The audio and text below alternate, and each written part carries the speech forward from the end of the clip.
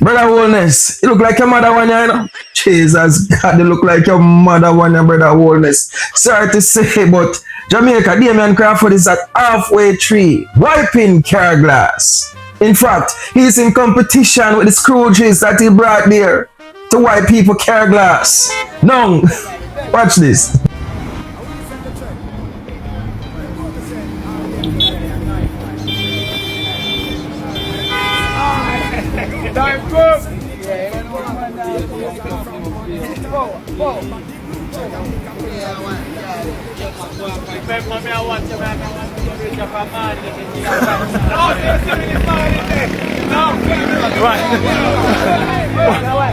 Wipe him car. Lower.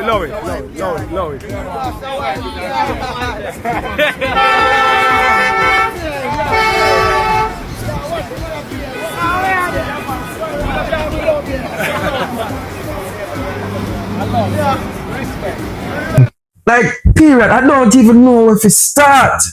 But me have to tell you, so Mr. Damian Crawford, you literally beat up yourself. This video that is trending right now, these persons are laughing at you. Period, laughing at you, Mr. Damian Crawford, because you have turned yourself into a laughing stock. Jesus God. Mama, good child when raised and educate. Turn mascot, turn PNP Papa sure. Right now, you is the most unserious person in the PNP party. Right now, Mr. Damian Crawford. When your name is mentioned, people giggle. People does not take you serious. And it's because of activities or action like this. That is the rationale of you going out there in halfway tree, wiping car glass, Mr. Damian Crawford. You follow back? Then again, the Prime Minister was there 2 days ago, and he has a rational reason to be there, Mr. Damian Crawford. And it's to hand out his booklets of record of achievements. And you just like a wipe car glass. What is the rationality behind that? We really want to know. We want to know if you're good, Mr. Damian Crawford. Because to an extent, based on person's analysis, they might say you're cool. Because it doesn't make no sense. Why you in a halfway tree and wipe car glass? Why? Put sense to that. In your private thought, in your private space, sit down and just reflect on what you did. Make it make sense. The people them on social media laugh. I laugh after you, Mr. Damian Crawford. Look at what you have become. Man, you did sensible and, man, you did practical, man. Why you make the PNP risers? I tell you, an idiot. Right now, Master Man probably in my chair.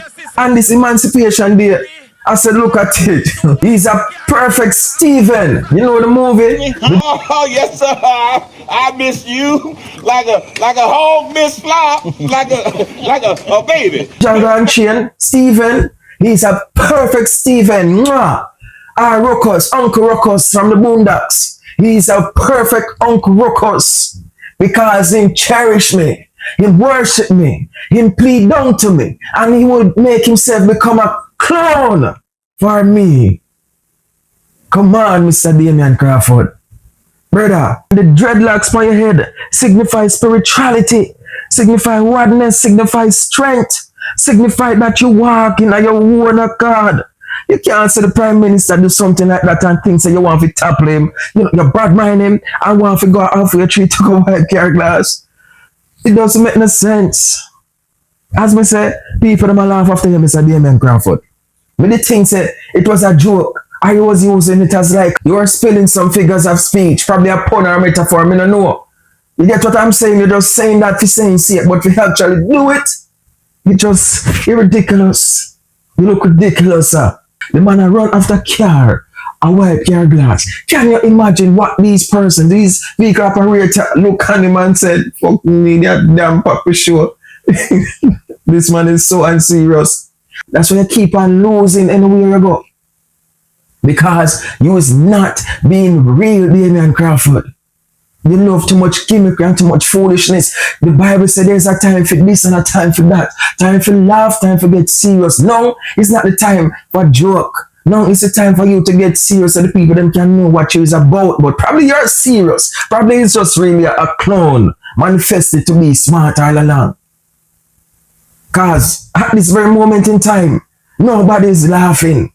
At this very moment in time, you should be the most determined and most serious persons. You should be the one who's supposed to be selling yourself in the most sound and saying way to the people so them can say, yes, he makes sense. But no, what you're doing, sir. We don't talk. Rumble.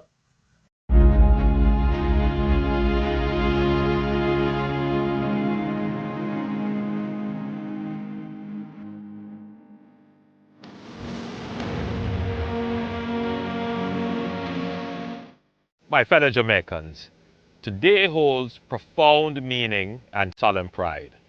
It is a moment of reverence, remembrance, reflection, and reaffirmation. A day when we pause to honor the struggle, suffering, and sacrifice of our ancestors, while also drawing inspiration from their strength to shape our path forward.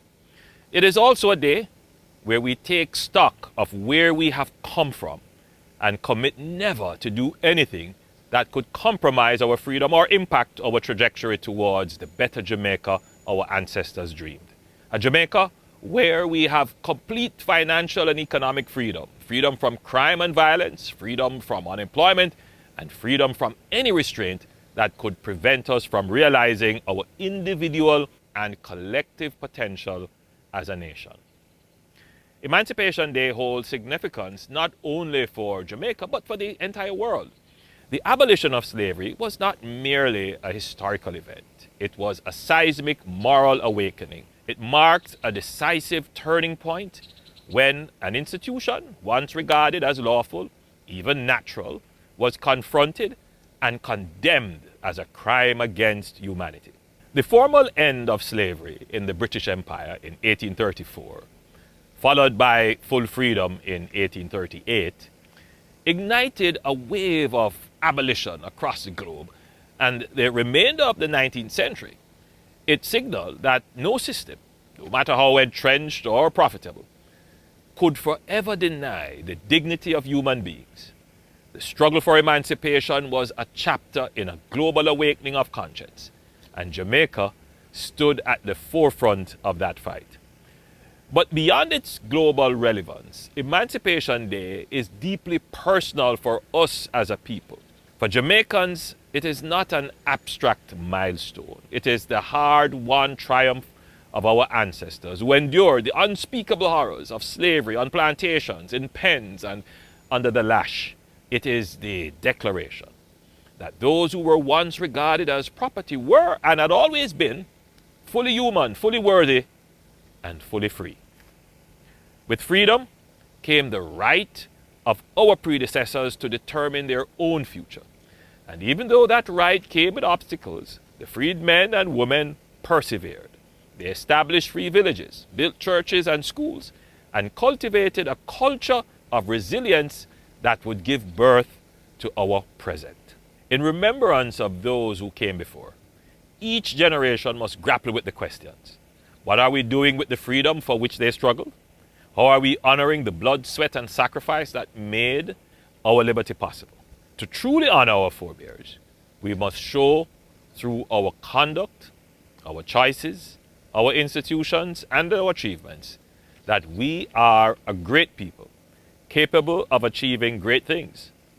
Every time we demonstrate competent self-government, every time we hold fair elections, uphold the rule of law, educate our children, care for our elders, invest in our infrastructure, and uplift the vulnerable, we are demonstrating our capacity, our strength, and our resilience. Emancipation was the beginning of a responsibility, a duty to build a society founded on order, dignity, and justice. That duty is ours still. On this Emancipation Day, let us renew our commitment to fulfilling it, not as victims of history, but as authors of our own future. May Emancipation Day inspire in each of us a deeper resolve to protect our freedom, uplift our people, and honor our ancestors who made our liberty possible. Let us carry the torch of freedom with purpose and pride, and resolve to fulfill the great destiny won for us by the blood and courage of our ancestors. May God bless you, and may God bless Jamaica, land we love.